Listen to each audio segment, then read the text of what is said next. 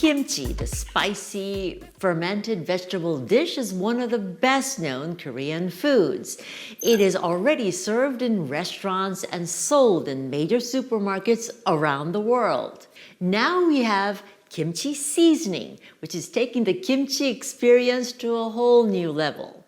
Today we are here to hear about this global craze from An Tae-yang or Sun An, the creator of the global bestseller Soul Sisters Kimchi Seasoning.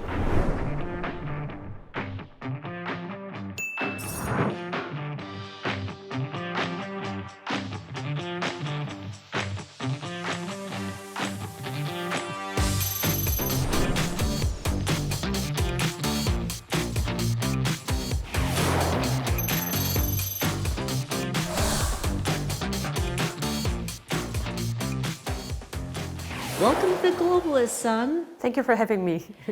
We are very glad to have you here. But just to make everything clear, kimchi seasoning means not seasoning to make kimchi, but seasoning that tastes like kimchi?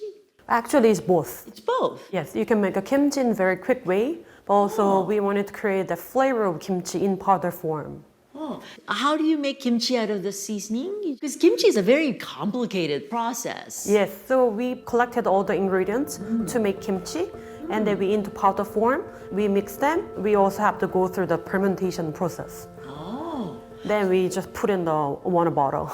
So that was my next question. What goes into this seasoning? What is the ingredients of kimchi seasoning? Actually, we wanted to make it a vegan style. That is why we have to take off all the animal ingredients like the fish sauce or the 젓갈. That is why we have to put on only vegetable ingredients like carrots, radish, or kombu. Those kind of other ingredients you always put it for the making kimchi. So this is considered a vegan Yes. dressing. But, when you think of kimchi, the fish sauce, the pickled, seafood, is sort of basic. How do you create the taste of kimchi without these ingredients? It was really take hard time. It almost took 3 years to understand vegan style form of kimchi. Yeah, because I wanted to make that umami flavor, but that umami almost came from the 젓갈, like the fish sauce. Now that you mention it, I'm thinking of what is the umami flavor, and it's sort of not very clear. People don't have a very clear idea of what that flavor is. What is it? Actually, it's more like Asian flavor. Like even if you take Japanese food or Taiwan food, there's some sort of that essence of the umami flavor. That's like very deeper flavor than just salt and sweet. But we found out the solution from kombu. So the secret to creating that flavor without using fish sauce or anything that goes against vegan diet, the secret was kombucha? Or kombu as in kombucha? Actually, the kombu is like a dashima. Oh. Yeah, that was a really sacred ingredient. Yeah, dashi. That gave you the essence of umami in your kimchi seasoning. Is that just in powdered form or just adding that to the flavor? But to make that the certain number of umami flavor, we really have to understand manufacturing process because each tongue has a different adjust of taste. So we have to make it which time we have to put it and ferment all the flavors. So, like we're not very clear about umami flavor, when people ask you, what does the kimchi seasoning really taste like? How do you describe the kimchi seasoning taste? Well, it's really complex. You can taste of sourness, sweetness, saltiness, umami flavor, and spiciness at the same time. When you eat kimchi, you can't really say, oh, it's spicy or it's sweet. You taste all different kinds of flavor at the same time, which I really like it. Yeah. That is why I wanted to make that flavor as a powder form. The other aspect of that is that kimchi flavor is not definitive, but every family is different, every region is different. This is why kimchi sort of represents the taste of a family, of a generation, of mothers. How do you determine what is like the normal kimchi flavor?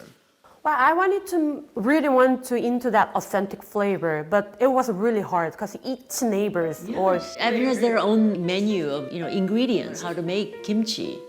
But I wanted to make that average.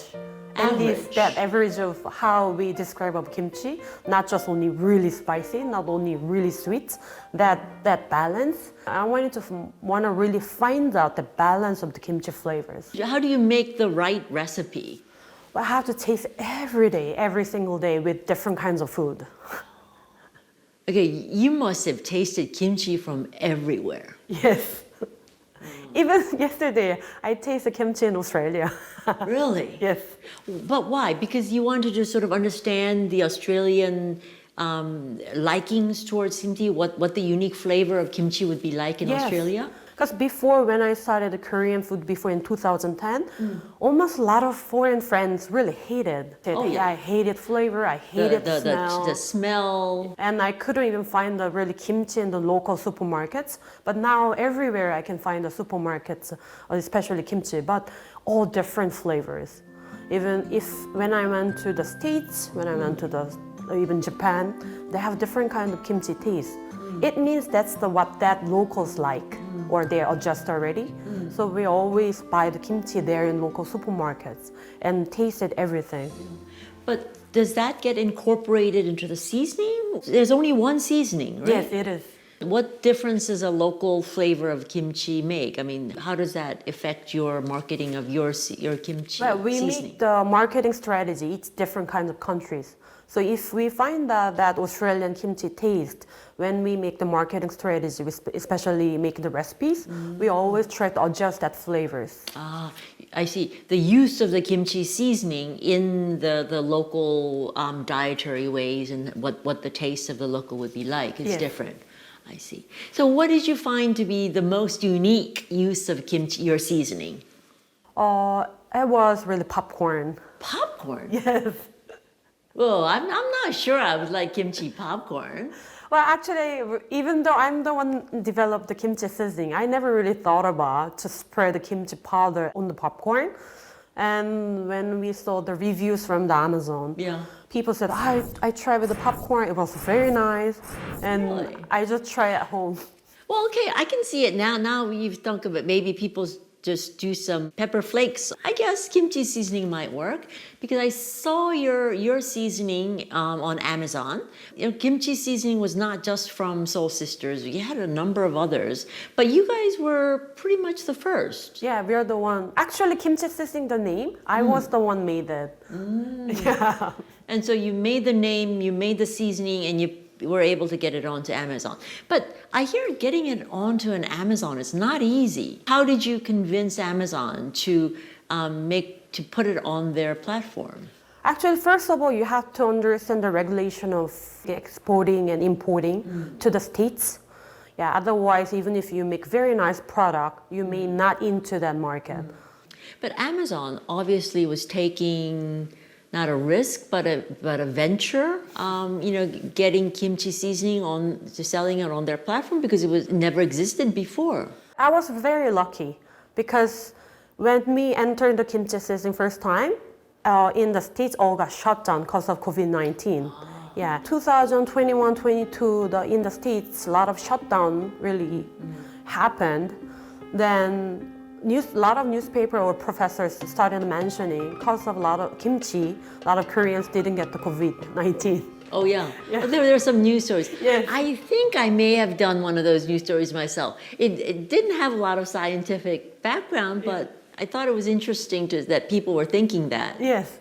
So a lot of Americans, they're looking for kimchi, but all shut down, so no one really can deliver except us. So you met a demand. Yeah. Oh. So every day it's got bigger sales every day, and I was really surprised why. Then I realized a lot of people wanted to take a kimchi to take care of their health.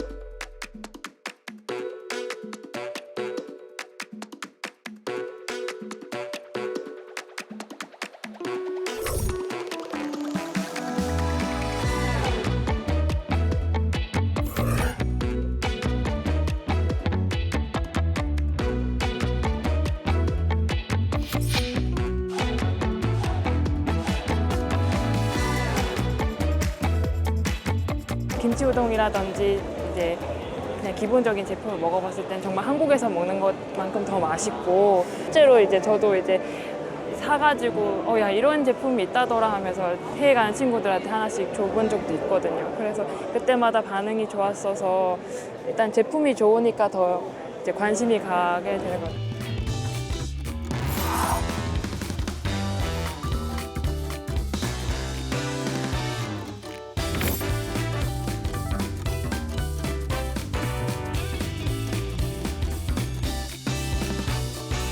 회사에서도 그렇고 집에서도 저희가 항상 같이 있다 보니까 자다가도 일어나서 저 깨워가지고 막 이런 제품을 만들어야 돼 이렇게 막 아이디어가 막 샘솟는 네.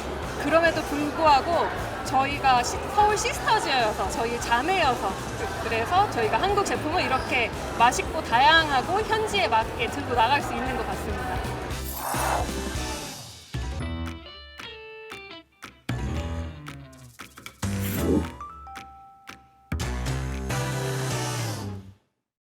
So obviously the Soul Sisters kimchi seasoning is a global bestseller. Yes. But you didn't start in kimchi. You started in other Korean street food. Yes. Tell us about that story of how you started and obviously how you moved from that to kimchi seasoning. 2008, I went to Philippines to learn English. After 1 year, I had to decide to go back to Korea to continue to study or will I gonna settle down here? Actually, I really wanted to settle down in the Philippines because I really love that country so much.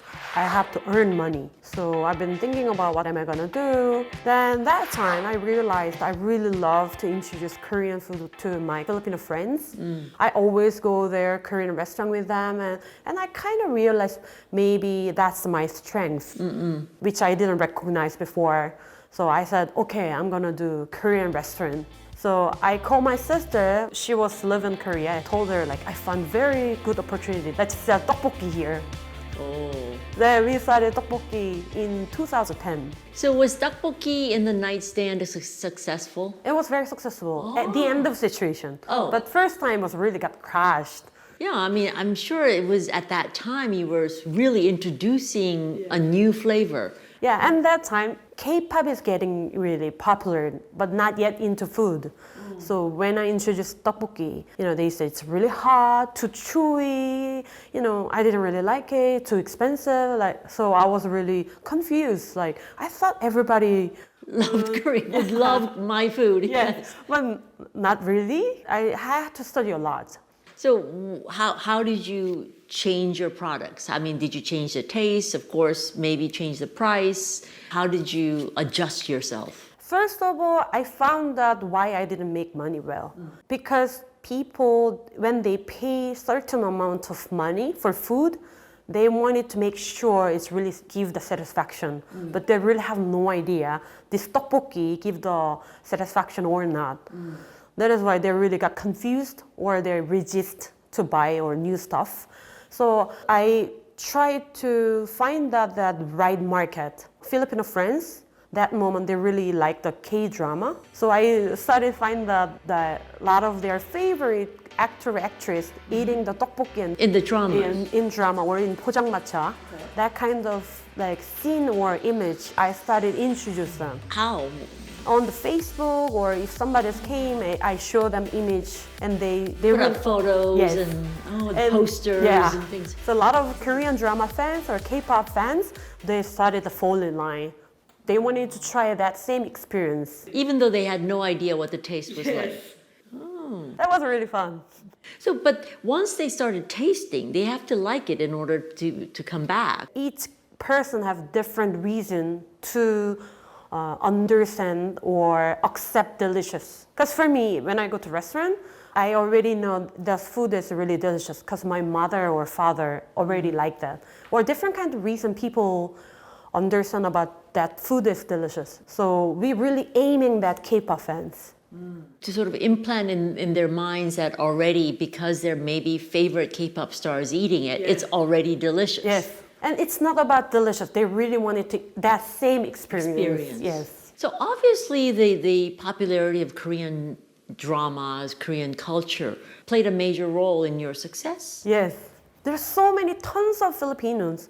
They watch Korean drama every night, but they couldn't go to Korea all the time. So at least they wanted to go to our store to experience it. So your pop-up store, your tteokbokki, your street food became very popular and you're obviously doing well. Yes. How do you make the jump from there to kimchi seasoning? When I really selling the tteokbokki so much, I'm really happy. But my really bigger dream was entrepreneur. But I never been to entrepreneur. I just know how to sell tteokbokki very well. That is why I wanted to enter the really big company to learn the business. That time, I was really fortunate. I found a very nice Chinese entrepreneur. They're looking for a K-pop business, so we joined them. So for almost 6 years, me and my sister worked there to learn all the business side. How to operate a food business, what the ins and outs. And how to make the profit, or we cannot really aiming the K-pop fans only. We really have to aiming expanded our market. How are we going to expand our market? All the things, the business side. Also, at the same time, I live alone. I buy gochujang, that red plastic container. Yes, red pepper paste. Yes. But I couldn't finish the whole thing. But when I buy sriracha or Tabasco, I could finish whole bottle in a month because it's really versatile. So I will always have desire. I wanted to develop some Korean, sauce, but can be versatile at all kinds of food. But I would think the natural jump would be from gochujang to gochugaru, which is sort of the flakes of the gochu. But why jump to kimchi? When I really decided to develop some kind of Korean essence of the sauce, I didn't really realize I'm going to make something kimchi stuff. But I wanted to make that kind of sauce can versatile all different kinds of food. At the same time, I'm kind of lazy to collect all different kinds of ingredients. So I wanted to put everything, just one sauce, one time. So something that's a little bit more processed than just the pepper flakes, which is actually almost like salt. Yes. So you wanted to make something that gets you closer to the final product. Yes. So it's for you. It was for you, filling your needs as well. Yes. It's really amazing what you've been able to do with kimchi seasoning. But I see now Korean food, K-food, because of the Korean culture craze, really becoming more mainstream in a lot of areas, especially in the street food areas. What do you see in the trend, where the K-food trend is going? Well, I'm really surprised every time whenever I visit that country because I never feel that much like K-food lovers have expanded this much. So I'm really glad and happy. But also at the same time, I'm very concerned because a lot of package looks like Korean product, but it's not made in Korea, or even they didn't using the Korean ingredients. That part I'm just concerned a lot because I really wanted to introduce that originality of authentic Korean flavor. But of course, the kimchi seasoning, I cannot really define as a really authentic, but that's gonna be the first step. But last goal is really wanted to deliver that originality of the Korean food to everybody. I've been told that our staff tasted a lot of your foods, and one of the foods that they liked the most was your canned kimchi. So beyond the kimchi seasoning, you're actually marketing and selling kimchi. Yes. Why in a can? Because kimchi can maintain that same quality all the time. It's a fermented food. It's supposed to be alive, right? So it's very hard to deliver into the other country because, with the heat or time, kimchi flavor got changed so fast. Yeah. And probably you have experience already when you bring the kimchi, in the suitcase, when you open it. Oh, no. Don't even remind me. I've had nightmares about it exploding in my suitcase. Yes. So I wanted to bring the really original flavor of kimchi. But even the States is a really huge country. So from the New York to LA, it took a lot of hours to deliver. So when we thinking about that traffic things or logistic parts, we really have to capture that flavor that lasts long. So I really decided to put the kimchi in the can. Does it taste as good as non-canned kimchi? Yeah, pretty good. We've been tasting a lot of foreigners who love kimchi already. But also it takes a lot of time because I wanted to make a vegan also and MSG free, all different kinds of preservative free. Then to put in the can at the same time, that was really hard. I would think so. I mean, it's like putting a live thing in a can. Yes. There are many stages of kimchi taste. So you wanted to have it at a peak crunchy taste. So we really picked the winter cabbage. Winter cabbage. Yeah, because the winter cabbage has really hard and very sweet flavor naturally.